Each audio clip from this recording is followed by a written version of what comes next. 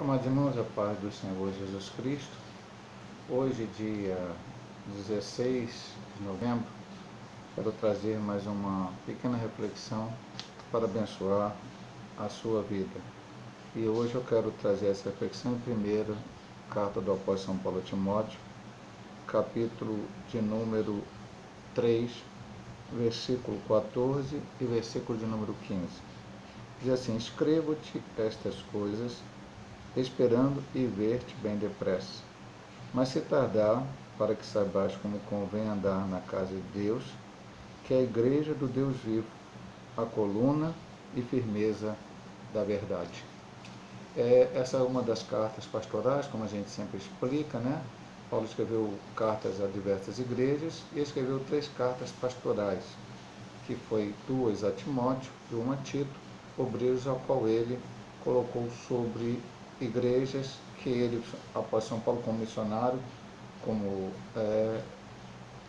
pastor, né, fundava essas igrejas, mas ele ia passando de cidade em cidade e colocava obreiros locais para fazer a obra. E Timóteo foi um deles, e ele escreve esta carta. Antes, aqui neste período anterior, aqui, né, onde nós estamos vendo no capítulo 3, a orientação de Paulo era o dever dos bispos e dos diáconos, né? Ele falava a Timóteo como deveria ser as pessoas que viessem a ter cargos na igreja, ministeriais, no caso dos bispos, né? E no serviço, no caso dos diáconos. E quando ele finda essa orientação, ele fala para Timóteo que ele estava escrevendo, ele estava ensinando essas coisas, mas que ele, Paulo, queria estar lá com Timóteo, queria estar pessoalmente, dar suas orientações e explicar. Mas enquanto ele não fosse, é a parte onde queremos refletir nesta noite, para que,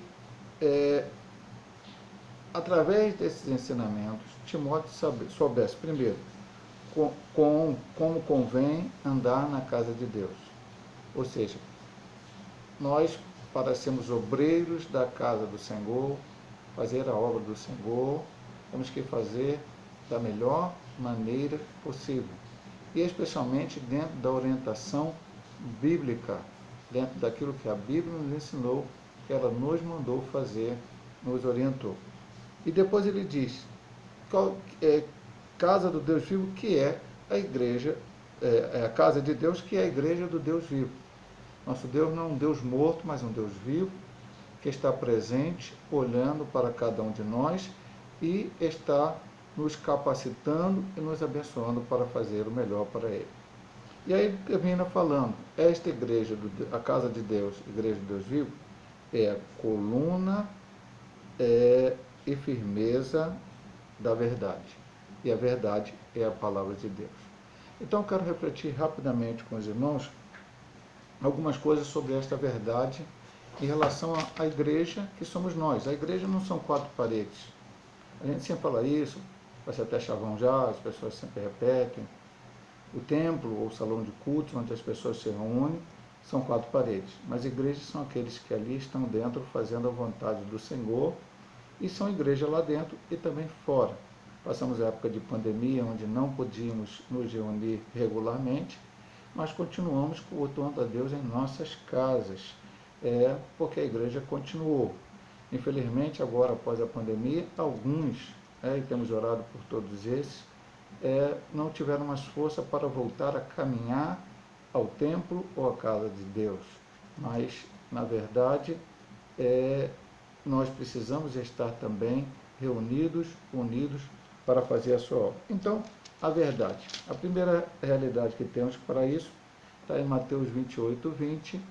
Nós precisamos obedecê-lo. Em Mateus 28, 20 foi uma das últimas ordens do Senhor Jesus Cristo para a sua igreja, quando ele disse: ide e fazei discípulos em todas as nações, ensinando-os a guardar as palavras. Então ele disse aos apóstolos, os apóstolos assim o fizeram.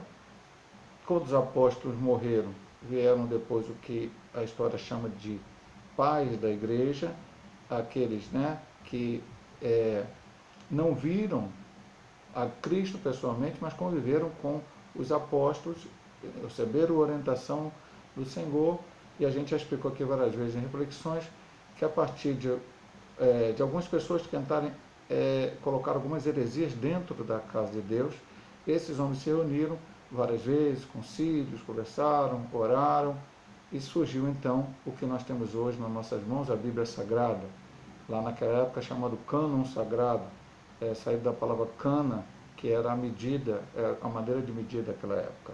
Então, de Gênesis a Apocalipse, todos esses livros são inspirados por Deus, e esses livros foi ensinado para aqueles primeiros apóstolos, depois para os pais da igreja, depois, por todo o tempo, a igreja de Cristo. Alguns momentos surgiram ensinamentos errados, veio a reforma protestante, a qual nos trouxe de volta a um ensinamento mais correto da Bíblia Sagrada, e estamos sempre aprendendo. Precisamos guardar, ensinando-nos a guardar, precisamos obedecer esta palavra. A palavra de Deus não está aqui apenas para decorarmos, apenas termos versículos em mente, mas para obedecer, para fazer a vontade do Senhor. Veja que nós estamos falando da igreja, que é a coluna e firmeza da verdade, que é a palavra. Segunda coisa, que está lá no Salmo 119:11, esconder em nosso coração. O salmista diz isso, que ele guardei a palavra no meu coração para não pecar contra ti, escondi a palavra no meu coração para eu não pecar contra ti. Eu digo, quando eu falo na igreja, quando eu cito esse texto, que eu na época de adolescente, e talvez assim, eu não estou nem culpando quem me ensinou, não. Eu lendo a Bíblia, escondi a palavra, então a palavra tem que ficar só para mim, é o que eu pensava nisso, Esconder era no sentido, ficar para mim. Depois eu entendi que não, eu tenho que aprender a palavra e divulgar a palavra, como nós vamos falar aqui embaixo, falar para os outros de Jesus, essa é a função de nós. Esconder é verdadeiramente guardar. Apocalipse 1:3 diz, bem-aventurado que lê, o que ouve que guarda. Quando você esconde alguma coisa, é porque essa coisa é importante para você. Ninguém esconde uma coisa que ela não tem nenhum significado. Quando você...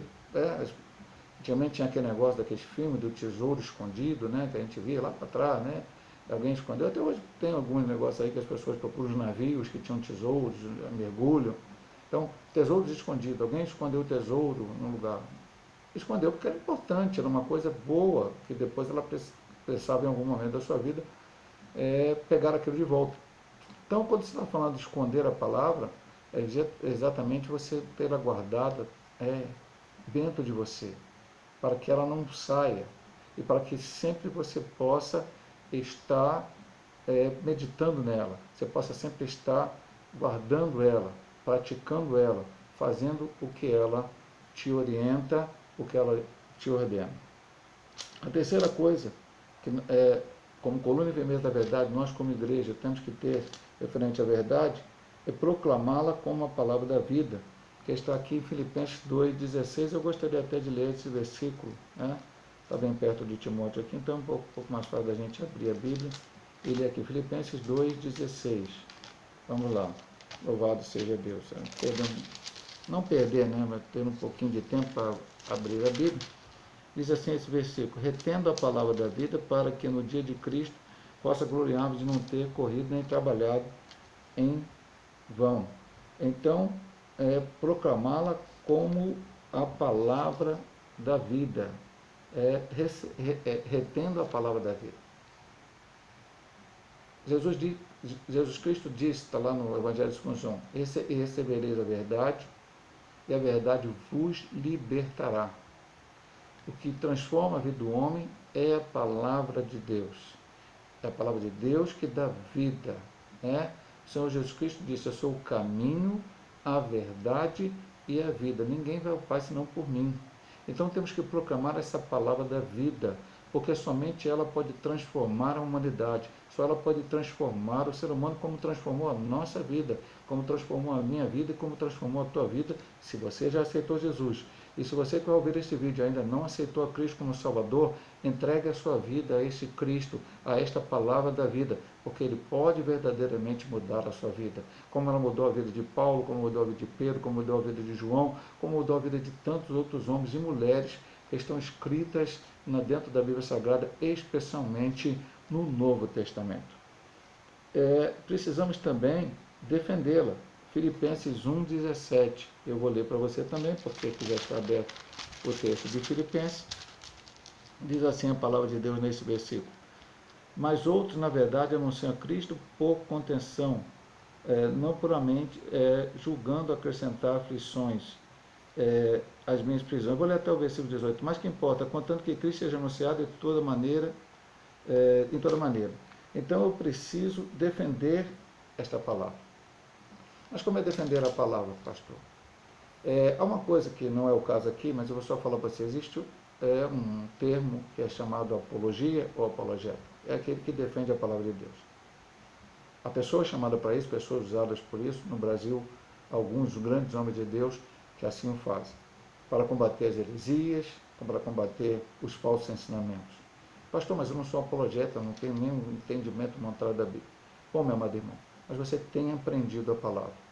Então você precisa ler ela, você precisa meditar nela, você precisa buscar o conhecimento dela, precisa frequentar a escola bíblica dominical para aprender mais a palavra. Enfim, você precisa ter ela guardada no teu coração. E pedir a Deus sempre dê sabedoria, porque o Espírito Santo é que vai dar sabedoria. Muitas vezes, aconteceu comigo, aconteceu talvez com você também, com outros irmãos, que alguém venha chegar a você e questionar: a Bíblia está errada aqui, a Bíblia está errada ali, não é bem correto isso aqui, a Bíblia, tem gente até pregando hoje que a Bíblia deveria ser mudada. Não, meu amado irmão, defenda, este é o livro sagrado, a palavra de Deus, é nela que a igreja está firmada, o alicerce é Cristo e a sua palavra, e precisamos permanecer nela. E por último, dentro desse pequeno estudo, demonstrar seu poder no Espírito Santo. Precisamos pedir que a Deus nos use, porque em Marcos 16, 15 e 20 diz: esses sinais seguirão os que creem. Eles não expulsarão demônios, falarão línguas, curarão pessoas, e alguns outros milagres acontecerão. Mas veja bem, aqueles que creem, creem que? No Senhor Jesus e como ele está escrito nele a palavra. Então os sinais seguirão os que crerem. Temos que pedir que, juntamente com Deus nos dá sabedoria para pregar a palavra, também os sinais e maravilhas aconteçam. Aconteceu isso com a igreja primitiva, quando lá, em alguns momentos, prendeu os apóstolos, mandaram ele parar de falar a palavra de Deus. Eles se reuniram, oraram e pediram ao Senhor que desse a eles ousadia para continuar pregando a palavra e que os sinais e maravilhas do Senhor continuassem sendo operados, para que o mundo possa conhecer a Cristo e aceitar a Ele como único e eterno Salvador de sua vida. Eu estou gravando hoje no meu celular, a reflexão tem que ser um pouco menor, por causa que eu tenho um tempo específico. Eu vou estar orando agora por você, pedindo a bênção do Senhor para a tua vida, e espero que esta palavra venha abençoar a tua vida. Deus Santo, Deus vivo, Deus eterno, Deus maravilhoso, muito obrigado por cada bênção recebida de tuas mãos. Obrigado, Senhor Deus, por essa oportunidade de estar aqui pregando a tua palavra, refletindo um pouco, trazendo uma bênção para a vida de teus filhos. Eles possam ser abençoados através dessa leitura, através desta palavra, e o teu nome possa ser glorificado na vida de cada um desses teus servos, tuas filhas, teus filhos, para a glória e honra do teu nome, Pai. Eu entrego em tuas mãos, já agradecido pelo que o Senhor tem feito, pelo que o Senhor ainda vai fazer. Espero, Senhor Deus, que continue curando os teus servos. Te agradecemos pela tua serva Líria, que passou por aquela operação, já está na sua casa, e cremos na vitória, Senhor Deus, certamente a tua serva estará dando esse testemunho pessoalmente nas igrejas, falando das tuas maravilhas. E tantos outros ainda estão lutando, o Alisson ali que está lutando contra o câncer, tantos outros estão lutando por algum tipo de problema. Te peço a bênção, a vitória. Ó Deus amado, vai operando tuas maravilhas em cada vida, em cada coração. E aqueles que ainda não te aceitaram como único e eterno Salvador de suas vidas, possam te aceitar, entregar a sua vida a ti e ser transformada por esta palavra, por esta verdade, que é a palavra de Deus, a Bíblia Sagrada. Muito obrigado por tudo, perdoa os nossos pecados, nós te pedimos em nome de Jesus. Amém. Meu amado irmão, minha amada irmã, que Deus possa te abençoar através desta palavra, em nome de Jesus.